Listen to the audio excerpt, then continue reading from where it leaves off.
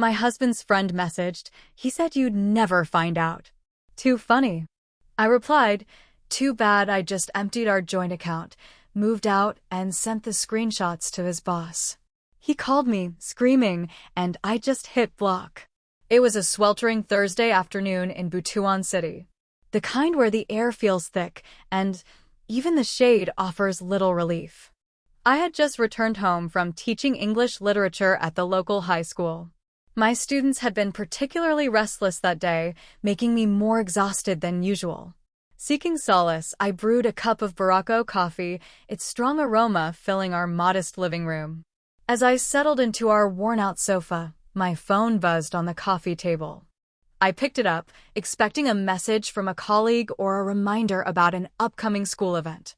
Instead, an unknown number had sent a cryptic message. He said you'd never find out. Too funny. My heart skipped a beat. I reread the message, hoping I had misunderstood. The words remained the same, their implication growing heavier with each passing second. Who was this? And what was I not supposed to find out? I replied cautiously, who is this?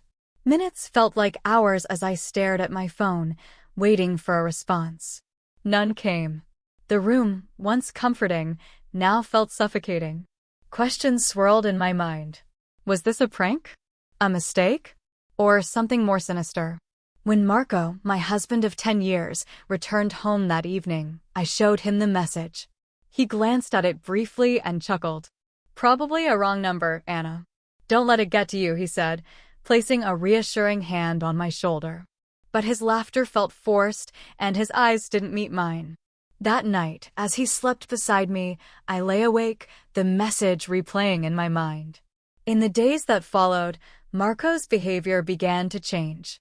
He became distant, often glued to his phone, smiling at messages he wouldn't share. Our conversations grew shorter, filled with awkward silences.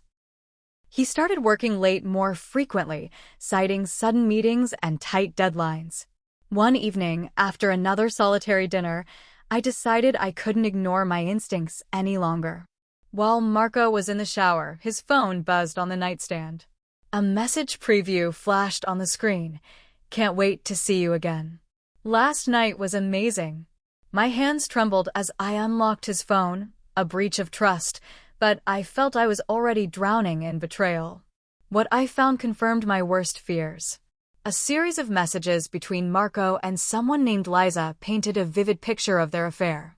Explicit texts, plans to meet, declarations of love. Photos exchanged that left little to the imagination. Tears blurred my vision as I scrolled through months of deception. Our shared memories, our dreams, all tainted by his infidelity. I felt a mix of rage, heartbreak, and a profound sense of loss. I knew confronting him without a plan would be futile. I needed to protect myself, both emotionally and financially. Marco and I had a joint bank account where we pooled our savings, a nest egg for our future, or so I had believed. I decided to withdraw my share and open a new account solely in my name. The next day, I visited our bank. The teller, familiar with both Marco and me, looked surprised but didn't question my request. With the funds secured, I began searching for a new place to live. Confiding in my friend, Mia, about the situation, she immediately offered me her spare room in Davao City. The thought of leaving Butuan, the city I'd called home for years, was daunting. But the need for a fresh start outweighed my fears. Packing my belongings was an emotional ordeal. Each item held a memory, a shared laugh, a whispered promise. I left behind our wedding photos, unable to bear the sight of them. Before leaving, I gathered all the evidence of Marco's affair, the screenshots, the photos, the messages, and compiled them into a folder. With a deep breath, I emailed the folder to Marco's boss.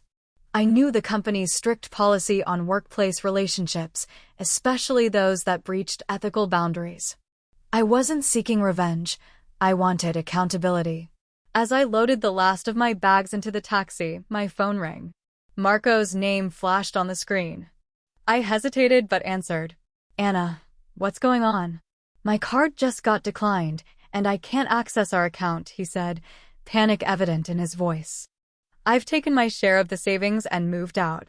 I know about Liza, I replied, my voice steady despite the turmoil inside. There was a pause. Then, he erupted. You had no right. How dare you invade my privacy and steal from me? Steal? After what you've done? I only took what's mine. And by the way, your boss knows too, I said, ending the call before he could respond. As the taxi pulled away from what was once our home, I felt a mix of sorrow and relief. The road ahead was uncertain, but I knew one thing. I deserved better. In Davos City, Mia welcomed me with open arms. Her apartment was cozy, a stark contrast to the emptiness I felt inside.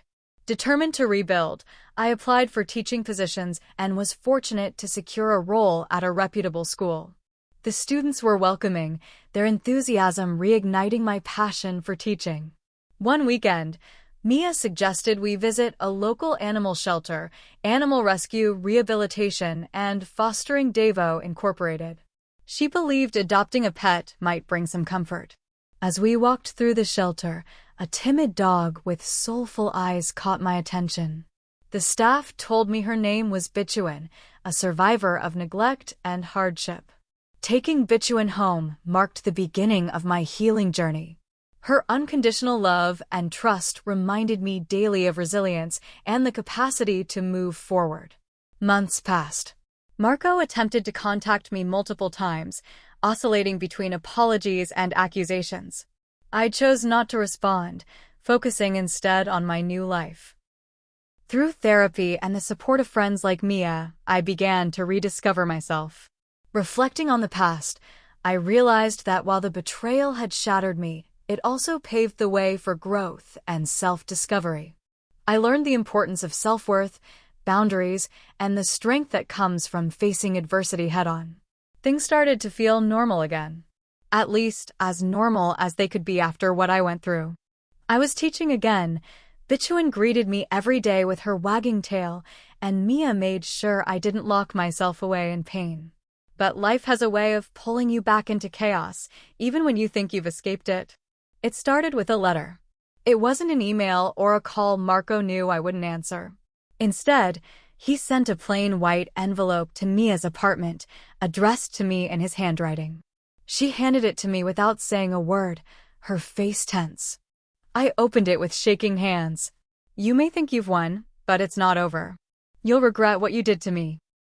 That was all it said. No signature, no explanation. Just that. It was enough to make the hairs on the back of my neck stand up. I showed it to Mia, and she immediately said I needed to report it. But the police barely took it seriously. Just words, they said. No real threat. Still, I changed my routines. Took different routes to work. Avoided walking alone at night. It felt like I was living in someone else's skin, nervous, alert, always watching my back.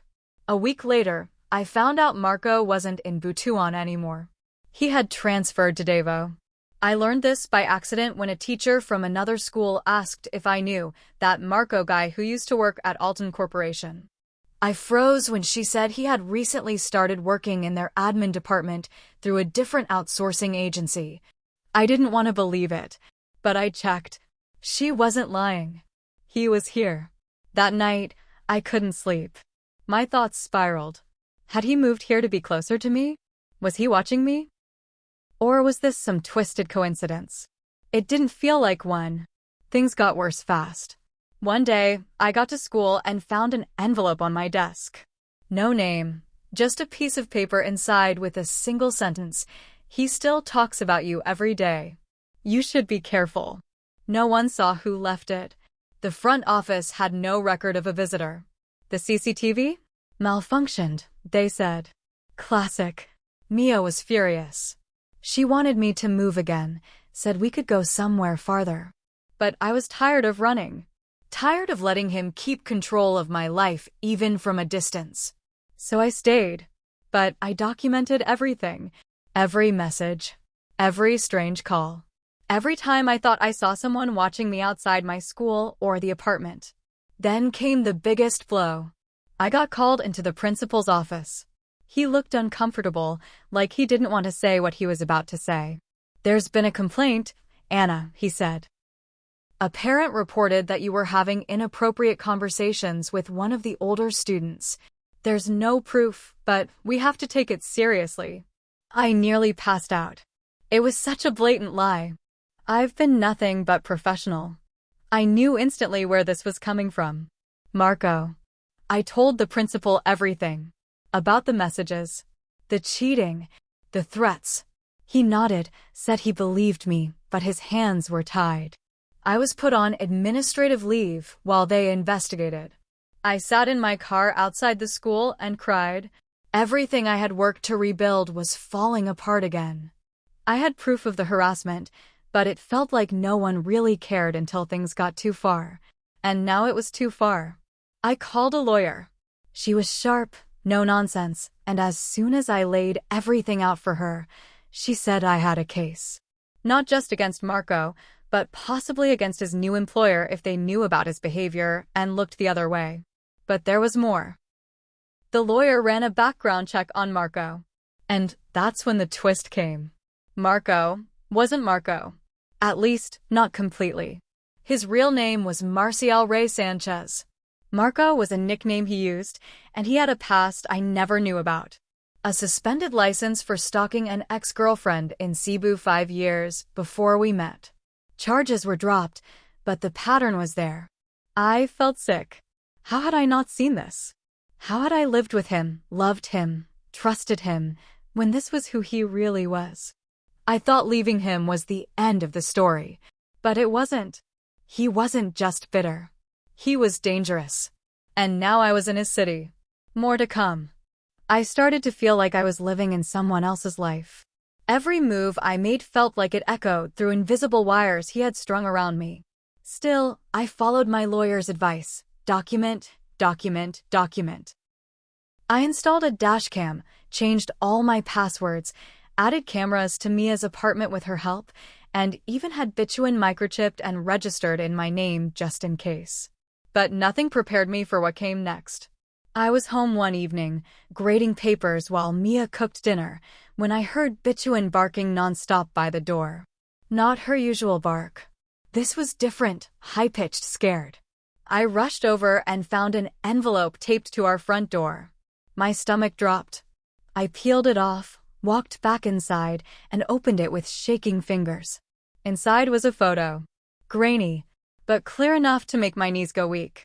It was me leaving the bank the day I pulled out my money. Behind me, almost out of frame, but unmistakable, Marco, watching me. I didn't even know he had followed me that day. Mia called the police right away. They finally took us seriously this time, especially after I showed them all the other messages and the lie he planted at my school. An officer stayed outside our apartment that night.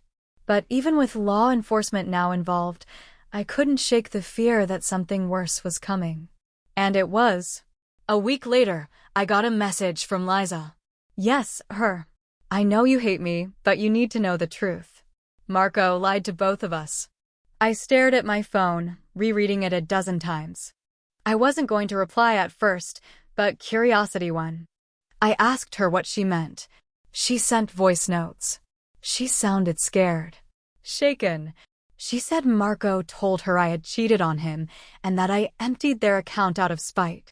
That I had started spreading lies about them at his work and that he was going to ruin me for good. She said he told her I was mentally unstable, dangerous, and violent.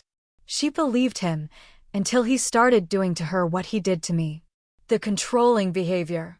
The late-night disappearances. The paranoia. She even caught him digging through her personal drawers and lying about it. That's when she found a second phone. And in it, she found all his plans. He was tracking me, planning to frame me for more than just school rumors. He had written drafts of fake emails, posing as me, threatening his company. Complaints to government offices.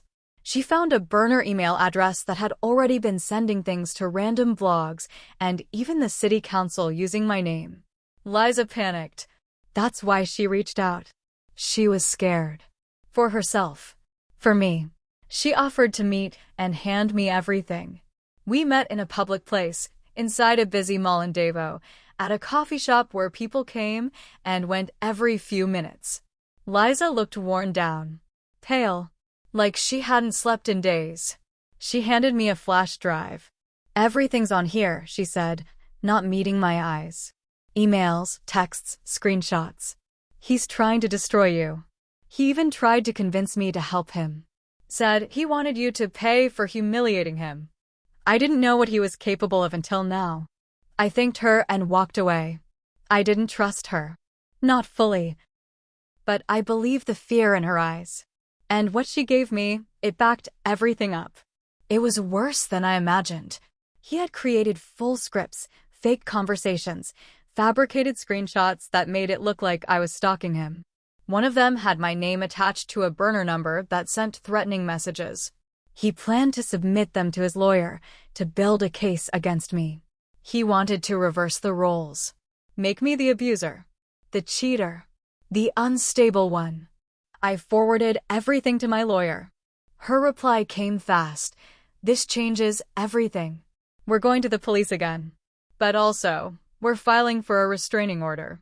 Today, I felt a surge of something between relief and dread. Because now, finally, I had proof. But I also knew something else. Marco wasn't done yet. The day of the hearing for the restraining order was set. My lawyer told me to expect Marco to show up, to try and make a scene, maybe even turn the whole thing into a performance. I mentally prepared myself for a courtroom battle. I rehearsed my statement 100 times, cried through some of them, hardened through others. But he didn't show. That was the first surprise. Instead, it was a woman from HR at his company who walked up to us outside the courthouse. "I've been meaning to talk to you," she said quietly, glancing around like she was afraid to be seen. "I saw the evidence you sent. And some of us had suspicions. But nobody wanted to get involved." She handed my lawyer a sealed envelope. Inside were printed logs, complaints filed by multiple women in his previous roles. Most were settled quietly. Others just vanished. HR had protected him more than once, moved him around, changed job titles to help him start fresh. They knew. They all knew. The second shock came when Liza called me that night, crying. She said Marco had found out she gave me the flash drive. He showed up at her place drunk, banging on the door, yelling that she was a traitor and that she had ruined everything. Her neighbors called the barangay tanod. He ran before they arrived. That was the last straw. I decided to speak publicly. I posted everything online. Not in anger. Not to shame. But because I was tired of hiding. I shared my story on a Davao community forum, included screenshots, proof, my own experience. I even changed my name from Anar to my real name. For once, I didn't want to hide behind anything. I wanted people to see. The post went viral. It exploded in hours. Other women, so many, started coming forward. A past girlfriend from Cebu, a coworker from Makati, a girl he dated in college. All had similar stories: manipulation, gaslighting, stalking, fake stories, lies that ruined reputations. The comments were flooded with people who had either crossed paths with him or knew someone who had. Marco couldn't hide anymore. But it was what happened 3 days later that brought the real confrontation. I was at school, back from administrative leave now that the complaint had been cleared. My students were working on a group project when a commotion started outside the gates. Our school guard radioed in that someone was yelling for me by name. It was Marco, disheveled, screaming my name, saying I owed him a conversation. I froze. My legs didn't want to move. I could hear him from the classroom. "You don't get to destroy me and walk away, Anna. You loved me. You were mine." The principal came rushing in, followed by security. Liza showed up 5 minutes later. I hadn't spoken to her since she called crying, but there she was, out of breath, eyes wide. She walked straight up to Marco and slapped him. It echoed. "You lied to me. You lied to everyone," she screamed. "You ruined me too. But you're done. You hear me? You're done. Teachers, students, even some parents started coming out to see. Phones were recording. Nobody stepped in. Everyone watched. Marco fell to his knees, sobbing, grabbing at his own hair. I didn't mean to lose everything, he kept muttering. I just didn't want to be forgotten. Security cuffed him with zip ties until the police arrived. He didn't fight them. He just cried and kept saying my name. I didn't feel sorry for him. I felt nothing. After that, everything moved fast. Charges were pressed: harassment, attempted fraud, online defamation. His company distanced themselves with a cold statement. Liza gave a formal deposition. I got a permanent restraining order. And most importantly, I finally felt like I could breathe. In the aftermath, people talked. Some blamed me for staying so long. Others called me brave. Some just whispered. I stopped caring. Mia stood by me through it all. Bituin never left my side, sleeping by the door every night like she understood the danger had passed. The school held a small meeting. The principal apologized. Said they'd change how complaints were handled. I nodded, thanked him. I didn't care about words anymore. I cared about actions. I moved out of Mia's apartment 2 months later. Got a small condo near the coast. Still in Davao, but quieter. More peaceful. I haven't dated again. Don't know if I ever will. But I'm not bitter. I'm just healing, one day at a time. Sometimes when I walk Bituin at night, I think about how small that first message was. Just one sentence that started it all. He said you'd never find out. Too funny. Well, I found out. And I made sure everyone else did too. I'm not sure what the future holds. But for once, it's mine. And that's enough.